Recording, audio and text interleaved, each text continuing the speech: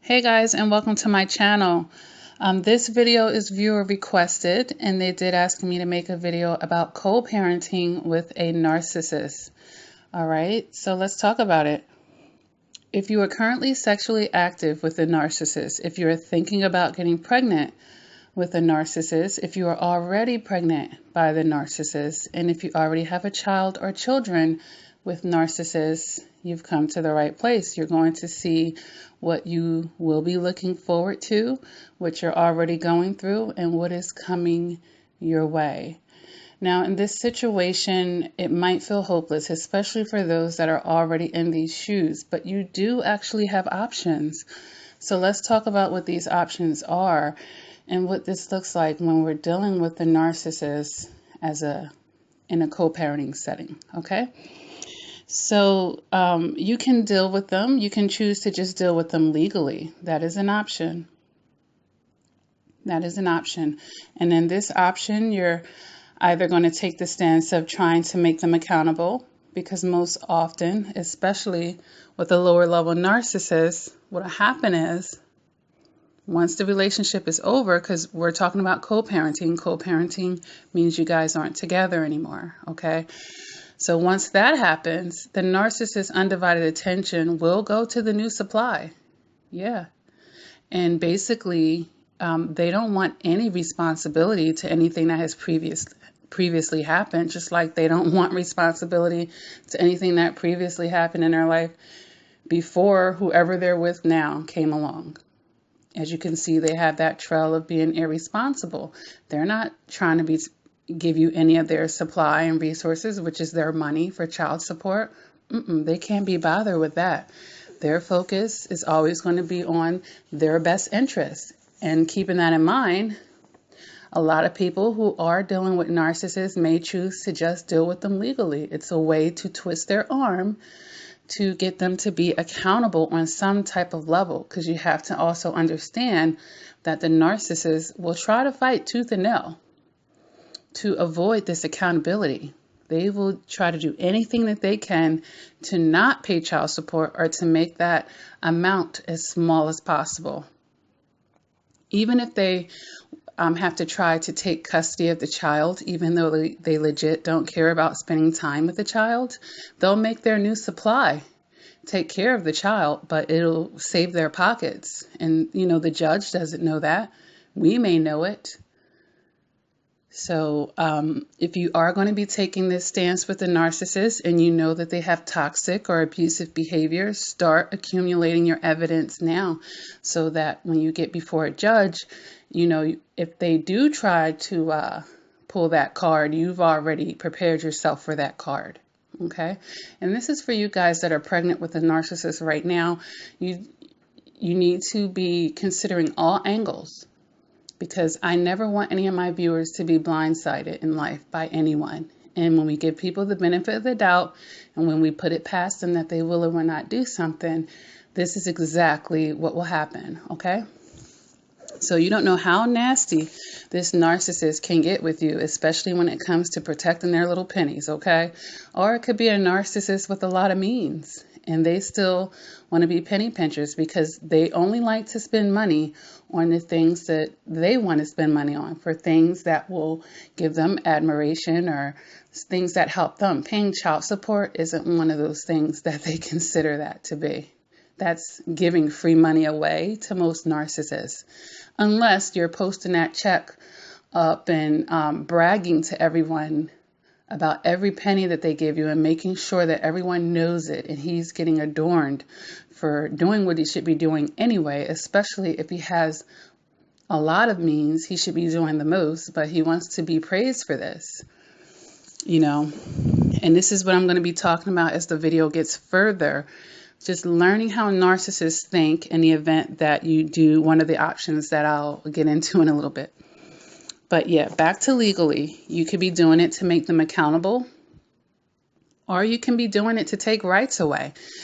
Some people are just done. They see this demonic person and they're like, look, I don't want this person near my child or me. And perhaps some really abusive, toxic things have happened between you and the narcissist. And, you don't want them to have any rights. So you may go to court so that you can get a legal and physical custody of the children and let that be a legal document. And what happens in that case, you make all the decisions for the child. And that narcissist would actually have to get permission from you to even go near that child and spend time with that child. You make decisions on their education, their medical, their where they live. You know, it frees you from having to be in the same state and all these things that might come with joint custody. All right, so sometimes legally someone will take that stance, and you may have every cause to do that in your case. Just have all your evidence, and actually sometimes the narcissist won't fight you on that because they don't want to spend time with the child. The child is just a tool. Children are tools to narcissists. They wanted that child to make you a better supply. Like, hey, I have a child with you. Now I can get that much more supply. I'm that much closer to you. I'm that much more connected to you. So children are used as a tool by the narcissist, okay? But what happens is sometimes they might give up this right, but they don't know they can never give up financial rights. So you can still get child support from them and still have legal and physical custody, because by my ex-husband, that is my setup. I have legal and physical custody of my children, and he still has to pay child support. And if he did want to see them, he would have to ask my permission, and it would be against the law for him to go try to sign them out of a school and take them. He would be thrown in jail for that, and I could press charges against him. Okay, let's go on to the next way. If you're not choosing to go legally, and then, let's talk about the mid-range with legal before I go forward, where you're willing to do 50-50 custody type of situation and set up for visitations. Because maybe you want your child to have a relationship with the narcissist because maybe you're passionate about your child not being fatherless, which all of us are. But just weigh the toxicness, and, when your child is spending time with the narcissist, make sure when they're back with you, you're cleaning up any negativity and any bad ways that they're learning with the narcissist, okay? Because they're not the best role models, and they really should never be parents. They should all be fixed, really. But that's not the world that we live in. Everyone apparently has a right to make a child around here. All right, so let's go on to the next thing. Outside of legal, the next thing that you could do is appeal to the narcissist's narcissism. And what does that mean? Understanding how narcissists work, you can use that to try to manipulate the narcissist that you're co-parenting with. And it may require you to feel like you're bowing down to them. You're kind of taking a peacemaker stance where you're putting your emotions to the side and you're just being very technical about it. You want something done. This is how you know that you probably need to approach the narcissist to have a fighting chance at even getting him to consider doing it. And then hopefully you get your end results. So what would this look like? All right, maybe this would be a situation where your child's birthday is coming up or something, and you want to get this bike for your child, and maybe you didn't have the money to pay for it, and you want to try to get the narcissist to pay for it. So how would appealing to the narcissism look in this situation and getting this done? Okay, so then you would approach the narcissist and be like, wow, you're such a great father. And let's say the child name is Tommy. Tommy really wants this bike, and he was like, he knows you can do it for him. You always come through for him. You're always the best father for him. Even if you both know he isn't, and the narcissist probably knows it too, they're gonna suck that in. And then you could say something like, oh my gosh, my mom and my sisters are there. They're going to just be saying what a great father you are when you come bring this bike to Tommy on his birthday, on his surprise birthday party. You're playing to his admiration. You're putting him up on this high horse, and, you're talking him up.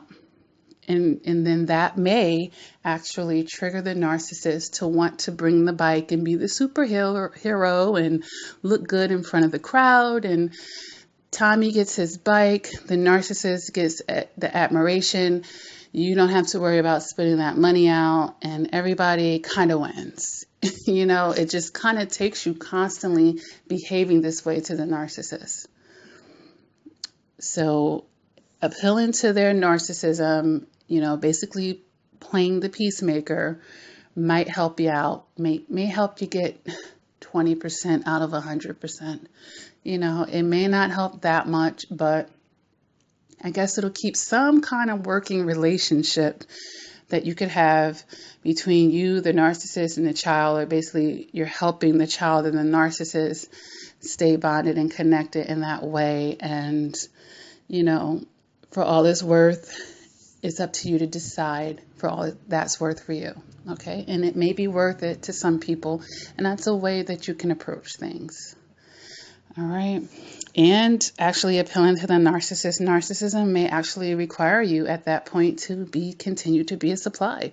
You're not the primary supply, obviously, if you guys are co-parenting, but if you are willing to still be the third, fourth, fifth, sixth, whatever you are at that point, he may have a bunch of baby mamas and all of you guys are supplies, and you're still sleeping with him. You're still having this working relationship, and that is appealing to his narcissism as well. You're still a supply, so then he'll still ponder doing things for the child at that point. It increases your odds. All right, so let's go on to the third option that you have, and it is letting them do them. That is kind of different from appealing to their narcissism. In this one, if they completely walk away from you when the relationship is over and they get with a new supply and they act like you never existed, and you kind of just let them do it. In your mind, you might say, you know what, we're better without him, because studies have shown that no father is better than a bad one. Okay, so in that case, some women might let him go ahead off with that other supply and never look back, because he doesn't have any responsibility. You're not really holding him accountable. You don't even want him in the picture, so you let him do him and let him go on off. But beware that he may decide to look back one day, and then you can go over your options at that point, how you want to deal with it. But when he does look back, it's not going to be, hey, I've been gone for 5 years. Here's 5 years worth of child support, and I want to make up for all this time. No. If he does look back out of curiosity, just to see where you are, to see what kind of supply he can get from you, and maybe you're struggling to take care of your child, and him leaving made you desperate for him to come back, and maybe he'll be able to use that to his advantage. You know, he's looking back for these kinds of reasons. Or maybe things didn't work out with that other supply. He's looking back, well, I kind of already have a ready-made family with her. If she's with it, I can go back to my shenanigans with her. She already knows what it is. She knows what the program is. She'll fall in line maybe. You know, he's looking back for those reasons, guys. And the other part of letting them do them is if the narcissist wants to give crumbs. Now, like I said, sometimes narcissists, you don't even exist until it's something public going on. Oh, little Johnny has a little basketball. He made it to the championship game. Oh, the narcissist might come. Yeah. Oh, that's my child. That's my child. So maybe he might show up for the fun things to him, you know, where he's getting notorieties or the special occasions, but the everyday mundane homework and, you know, laundry and groceries and cooking dinners and, you know, helping with projects and doctor's appointments and teacher conference. Oh no, that's your job. He might do something like that with you.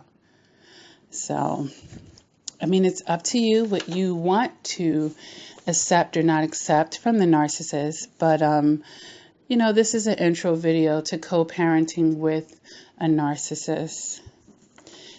You have your work cut out, that's for sure, because they don't have empathy.